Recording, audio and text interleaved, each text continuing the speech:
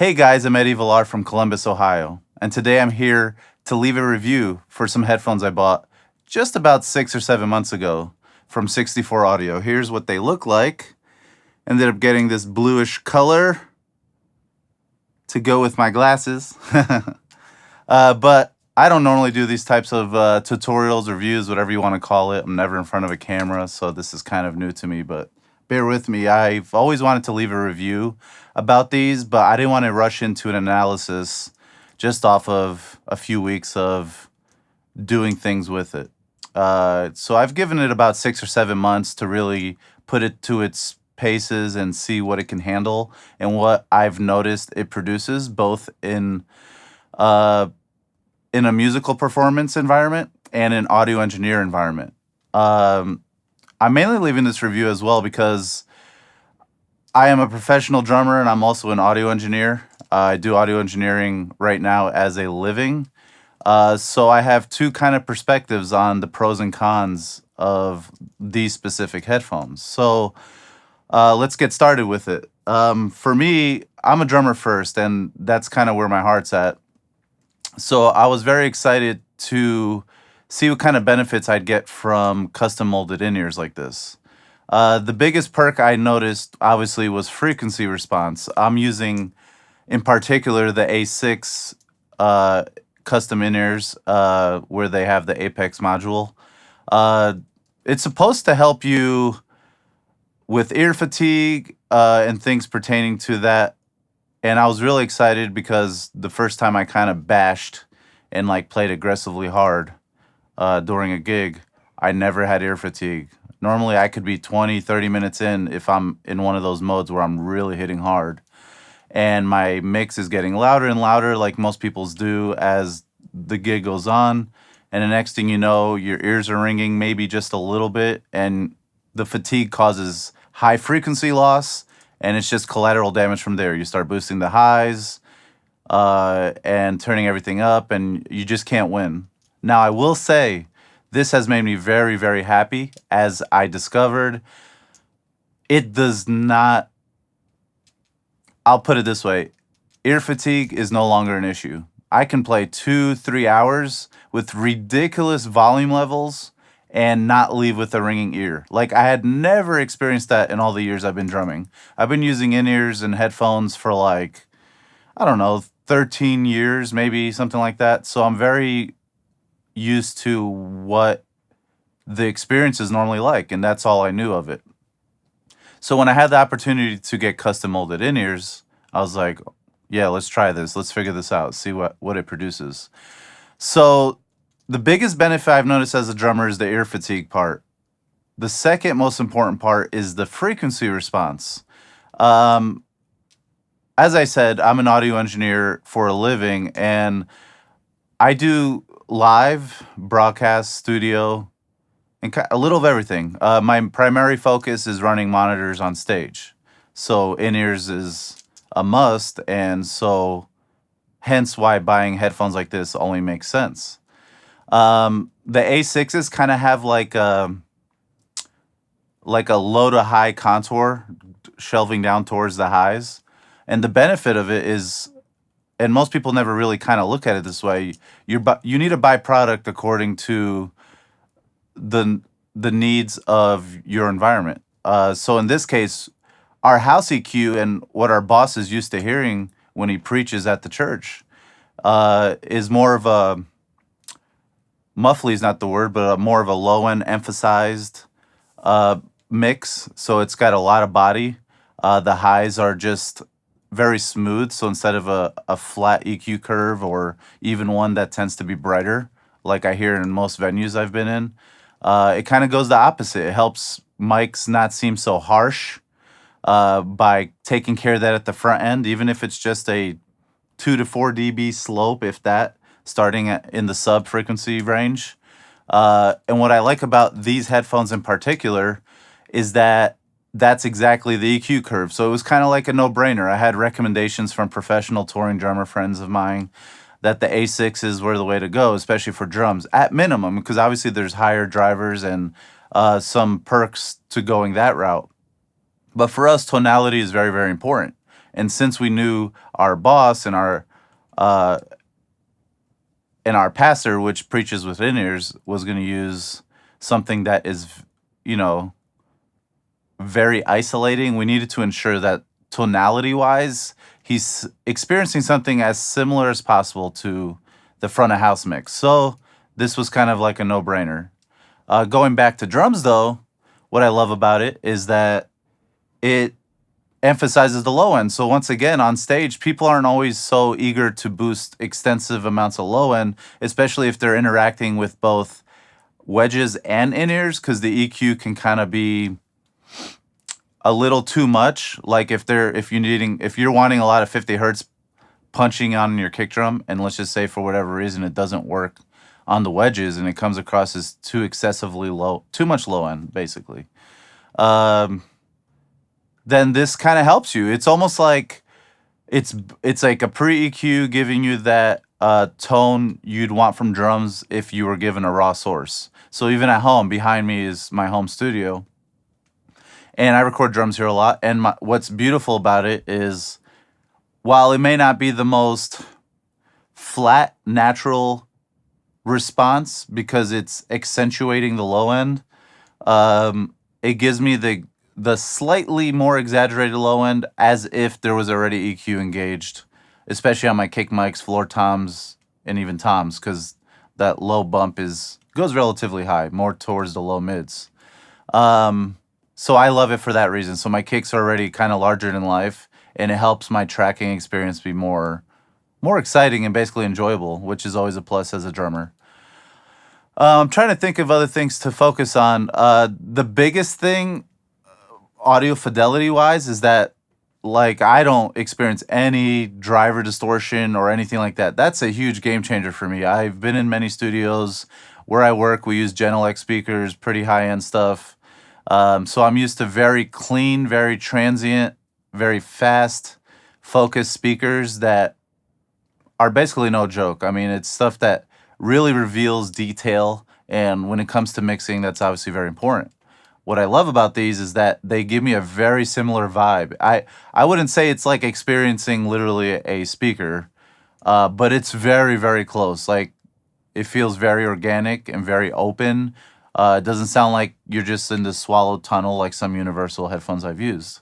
Now, don't get me wrong, I've used a lot of in-ears, specifically a lot of Shure product, and I'm not even here to bash Shure because they've been a plus to me for many, many years, and they definitely make some, if not the best universal drivers out there.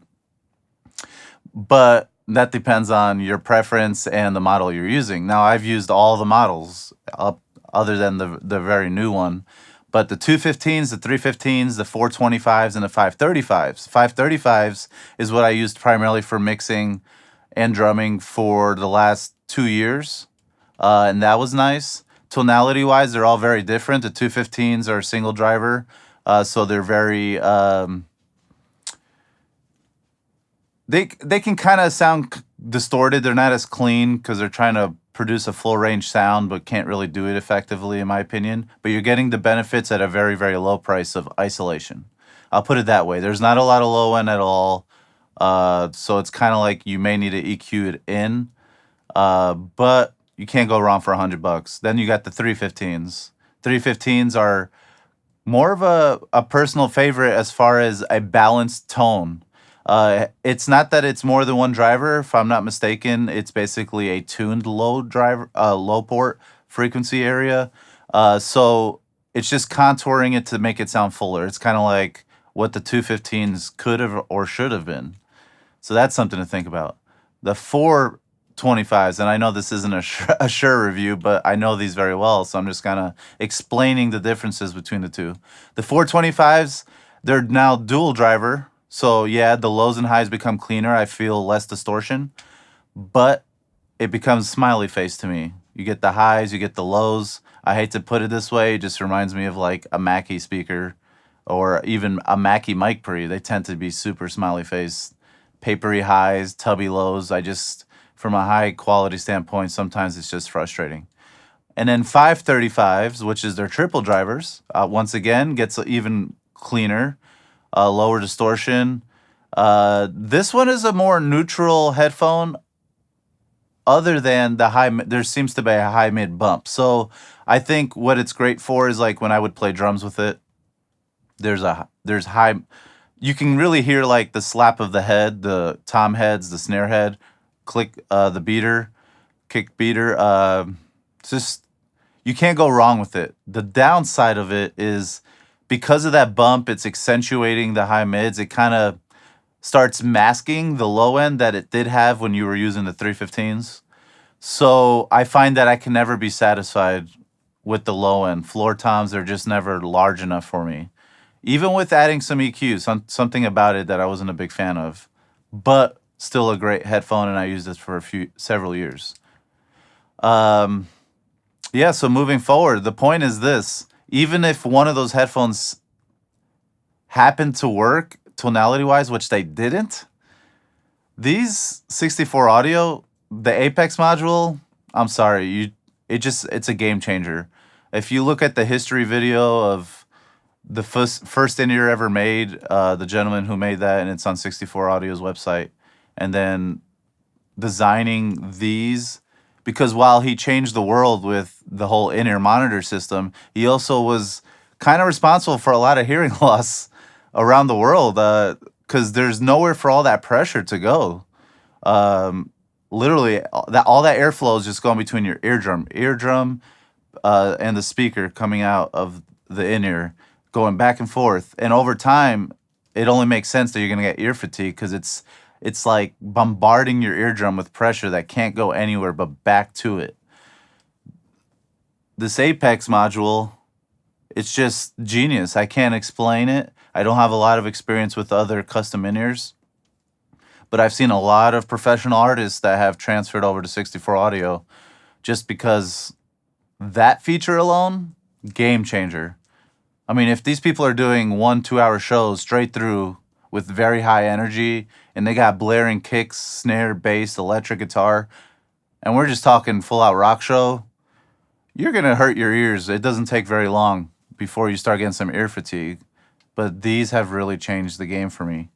And kind of to sum all this up, from an audio perspective, it's been great. Like I said, it's the closest thing to like a speaker driver that I've ever heard in my ears. Like it's pretty shocking, and the low end response is amazing.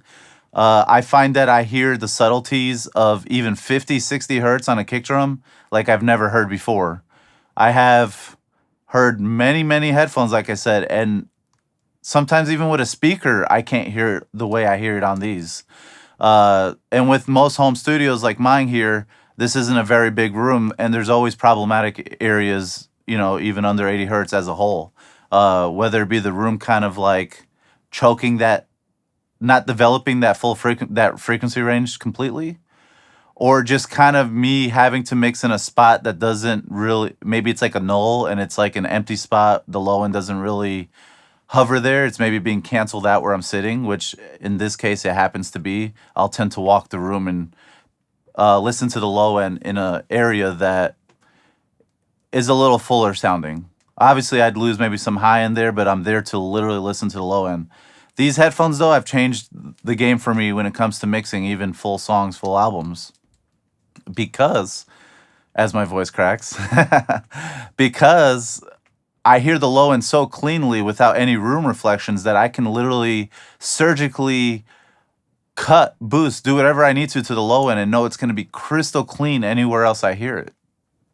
So I love it. The other flaw in small home studios, people that don't have accurate monitoring because of acoustics and so forth, is people have a tendency to overmix low end, and it's exaggerated. I remember mixes I did years ago, so much low end. The master engineer was like having to teach me so many things as far as like keeping that under control and ways to effectively listen to that frequency range if your speakers and your room doesn't produce it properly. So I will say it's been a game changer for that. Dialing in vocals, I'll put in the headphones just to like really nitpick where I want the high pass filter on every single source, so that just in case my speaker doesn't produce it and I'm having an issue really detecting it, I can do that piece of cake with these headphones. So I hope this review helps people realize what a difference custom molded headphones make, especially ones like these with the technology of